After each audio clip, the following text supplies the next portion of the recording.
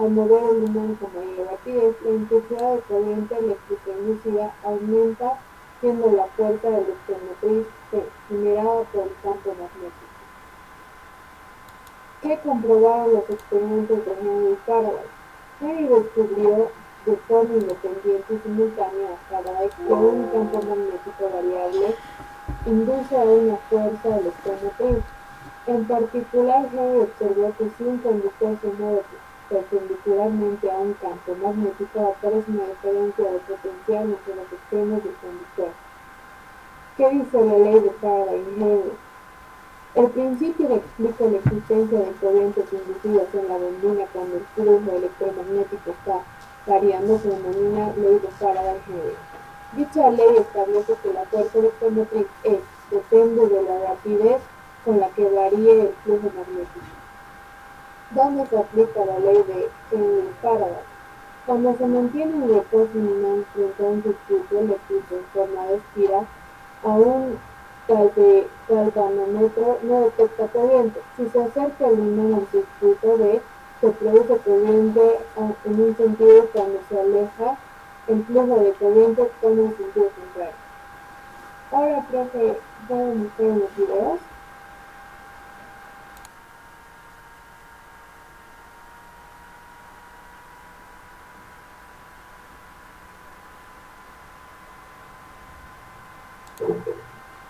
Tenemos aquí una simulación donde va a pasar luego el enlace de efecto de agua y varias simulaciones que están en el espacio. Y fijaros aquí el experimento que tenemos que plantear, que yo creo que es interesante que ustedes tener para comprender mejor esta. Tenemos aquí un imán que puede mover libremente, lo veis aquí, en los tipos polos norte-sur. Puedo marcar aquí, si quiero ver la línea de campo, veis que la línea 6 por el norte, luego en el sur, que es lo que habíamos visto, antes de una cerrada, se puede dar la vuelta al imán, sigue saliendo las líneas por el norte y entran por el sur, ¿vale? Y aquí a la izquierda, voy a volver a dar la vuelta, tenemos un medidor de voltaje, voltaje es lo mismo que fuerza electromotriz inducida, tenemos una bombilla y una bobina que tiene en este caso pues todas actividades. Por lo tanto, podemos cambiarla por una que tenga o me parece una bobina solo con todas actividades. ¿Qué es lo que hizo para pues cogió y fijaros que cogió y acerca, fijaros en el voltaje del circuito, aquí no hay ninguna fila, que son los dos vueltos, pero si yo cojo un imán y lo muevo aquí, fijaros que se ha encendido la bombilla. ¿Veis? Parece que cuando yo muevo el imán, lo meto, lo saco, se genera corriente. Sin embargo, si lo dejo quieto, no hay corriente inducida. ¿Qué es lo que se nos ha para ahí? Pues la siguiente. Lo que hace que se produzca corriente eléctrica es la variación de flujo. Es decir, el número de líneas de fuerza, que es aquí el número de fuerza, entra, pero por unidad de tiempo. Es decir, la variación de flujo por unidad de tiempo es la clave para entender qué cantidad de corriente. De hecho, si yo meto el imán despacito, se genera corriente en un sentido, y despacito en el sentido, en este caso, negativo. Luego veremos bien qué significa esto. Si yo la reducida, menos el incremento de flujo con respecto al tiempo. Pero el incremento es flujo final menos flujo inicial. Cuanto más rápido yo varío el flujo, más corriente inducida, más vueltas inducidas, es decir, no solo haya más flujo menos, sino cómo varía con respecto al tiempo. Un caso particular que tenemos es este de aquí, a la derecha, que es que tengamos un ángulo de varío, ¿vale? Es decir, de desconstante, pero antes tenemos que tener una fila de superficie que está girando con velocidad angular unida en un campo magnético opuesto. Tanto este como B son constantes, pero en este caso, al girar la fila, el ángulo que forman B y S sería variable, porque ese es constante, el módulo que resta el ángulo que forman es variable. Después de la ley de Faraday, vemos que el flujo es B por S por el coseno, y aquí, cuando pone alfa, ¿vale? Estamos metiendo el ángulo es igual a la expresión angular por el tiempo, la expresión básica del movimiento circular. Y esta es una exponencial, ¿no? luego se está presente respecto al tiempo, al que sacamos la derivada del coseno, que está dentro del tiempo, y la derivada del coseno sería menos el seno. Este menos, tenemos que menos cada tipo menor, y me quedaría de antemático de triangular por el seno de omega t más theta t. Esto es una constante, ¿vale?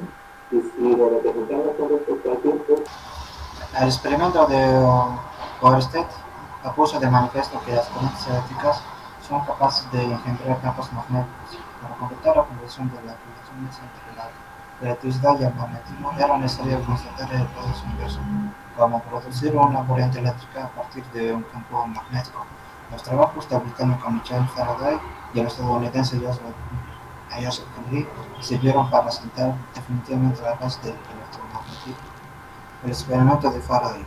La creación de la corriente eléctrica en un circuito a partir de fenómenos magnéticos puede lograrse mediante un sencillo experimento ideado independientemente por Faraday y Henry. Aquí podemos ver el proceso del experimento. El experimento de Faraday, cuando se mantiene en reposo un imán frente a un circuito eléctrico en forma de espiral A y el galvanómetro no detecta corriente, si se acerca el imán al circuito B, se produce corriente en un sentido y cuando se aleja en C, el flujo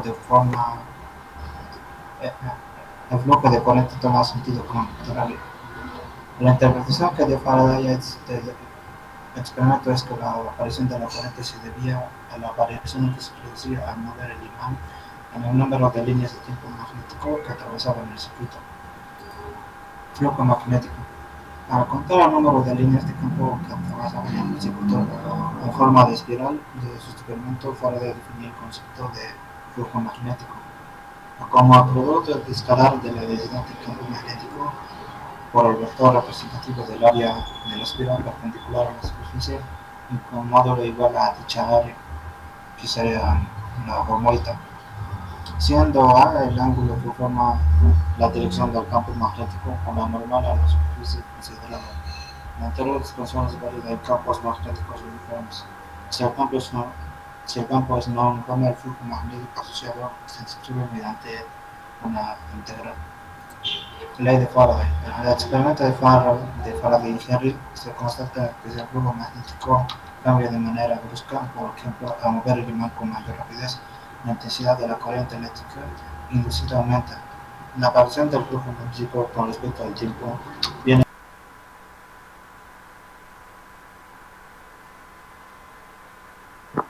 ya, profe. El flujo magnético. El concepto de flujo magnético se debe a Gauss y fue aplicado por Faraday para explicar la generación de una corriente eléctrica por el movimiento de un imán, que es la inducción electromagnética. Toda variación del flujo magnético a través del área limitada por un circuito induce una corriente eléctrica en él. Se define el flujo magnético a través de una superficie como el número de líneas de campo magnético que atraviesan la superficie.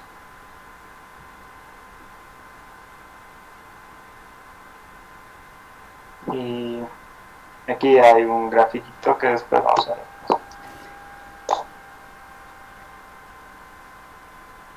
El vector es el vector superficie. Este vector es perpendicular a la superficie, sale de ella y su módulo es igual al área de la misma. El ángulo está formado por el vector del campo y el vector superficie. En la figura vemos que el número de líneas de campo que atraviesan una superficie depende de la inclinación de esta. Si la superficie está colocada perpendicularmente,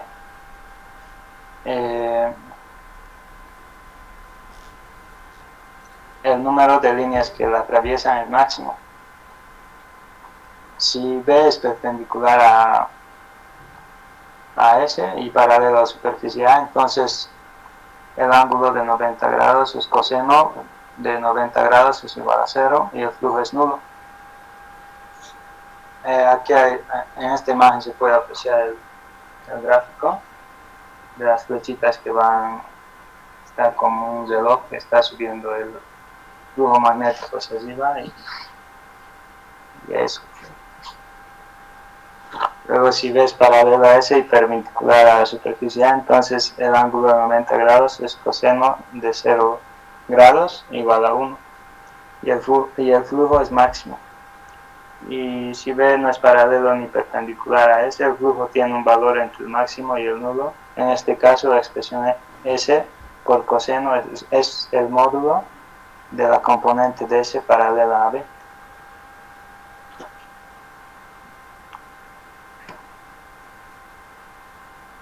Recordando la definición del producto escalar de dos vectores, podemos escribir un flujo magnético como el producto escalar de B y el vector de S. La unidad de flujo magnético en el Sistema Internacional de Unidades es el Weber, llamada así en honor a Wilhelm Weber, que un Weber equivale a un Tesla por un metro cuadrado. En el caso particular del campo magnético que atraviesa una bobina, el flujo total es la suma de flujo a través de cada espira para una bobina de n espiras. Para entender más sobre el flujo magnético y sobre las flechas y el gráfico, voy a mostrar un video, profe. ¿Alguna vez has pensado cuánta agua pasa por la tapa de una regadera? ¿Y cuánto humo pasa por el filtro de un cigarrillo? Probablemente no, porque estarás viviendo una vida plena y feliz. Pero resulta que todos estos factores tienen una definición, y esta adquiere una importancia vital si hablamos de electrostática, ya que dio como producto la ley de Gauss y una de las ecuaciones de Maxwell. Pero espera un segundo, seguramente no te estés enterando de nada, o sea que vamos a empezar por lo básico, ¿vale?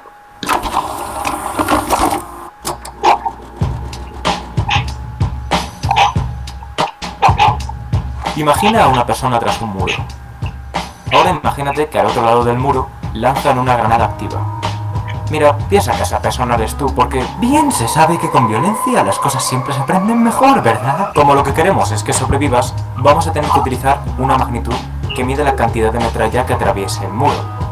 Esta magnitud se va a llamar flujo y se representará por la letra griega phi. Físicamente tendríamos que imaginarnos que la metralla realiza ciertas líneas cuando se mueve en una dirección, de modo que el flujo, lo que está midiendo, es la cantidad de líneas que atraviesan el muro. Si el flujo es demasiado grande, estás fuera. Y esta es básicamente la definición del flujo. Se podría aplicar a los ejemplos que has visto al inicio del vídeo. En la regadera sería la cantidad de líneas de agua que salen por la tapa. En el cigarrillo sería la cantidad de líneas de humo que salen por el filtro. Pero quizás te estés preguntando qué relación tiene esto con la ley de Gauss. Básicamente, la ley de Gauss es una adaptación matemática del concepto de flujo, solo que para entenderla tenemos que tener en cuenta que esta se aplica a electrostática, así que en la definición anterior, las líneas de metralla se sustituirán por líneas de campo y el muro por superficie gaussiana. Las diferencias son que las líneas de campo no son producidas por granadas, evidentemente, sino que son producidas por cargas eléctricas o por superficies cargadas. La superficie gaussiana no es un muro, sino que es una superficie imaginaria que creamos para calcular el flujo en cualquier otra superficie. Ahora bien, necesitamos entenderlo de forma matemática, y qué mejor manera que con un ejemplo.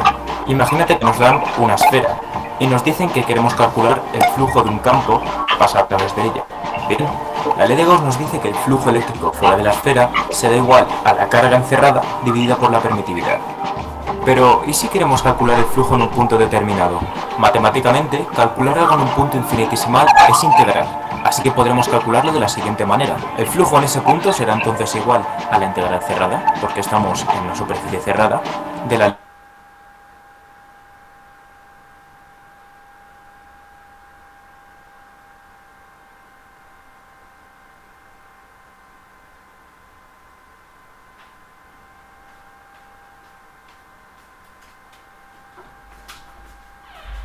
dos fórmulas podremos igualarlas, y así obtendremos la ley de Gauss completa, ya que la ley de Gauss se puede aplicar a cualquier superficie cerrada, desde esferas a cilindros. Un saludo y hasta el próximo vídeo. El concepto de flujo se debe a Gauss y fue aplicado por Faraday para explicar la generación de una corriente eléctrica por el movimiento de un imán. En las imágenes podemos ver a Gauss y a Faraday. El flujo magnético está representado por la letra griega phi.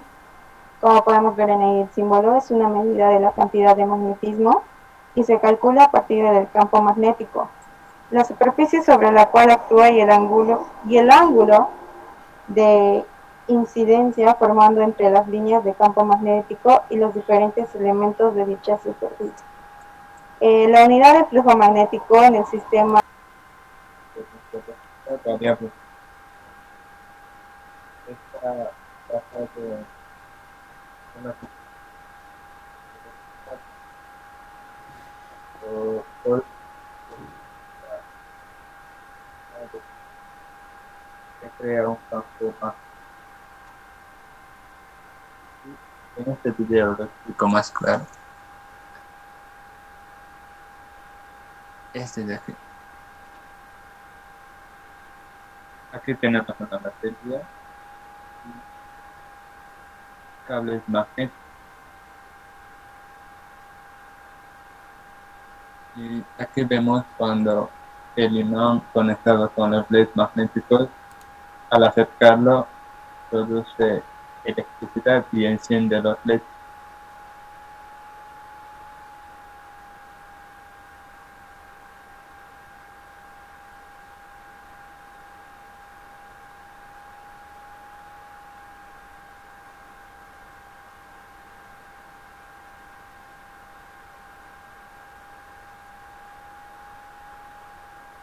A mí este tema me impresionó más, creo que la de la inducción, porque está relacionado con la energía magnética que hay y que enciende LED. Puede hasta funcionar con cualquier otro aparato electrónico. Aquí prueban con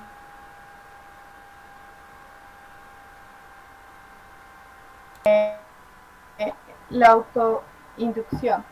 ¿En qué consiste la autoinducción? Consiste en la inducción de una corriente sobre sí misma para que se produzca la intensidad de corriente que varía con el tiempo. Determina el flujo magnético que atraviesa la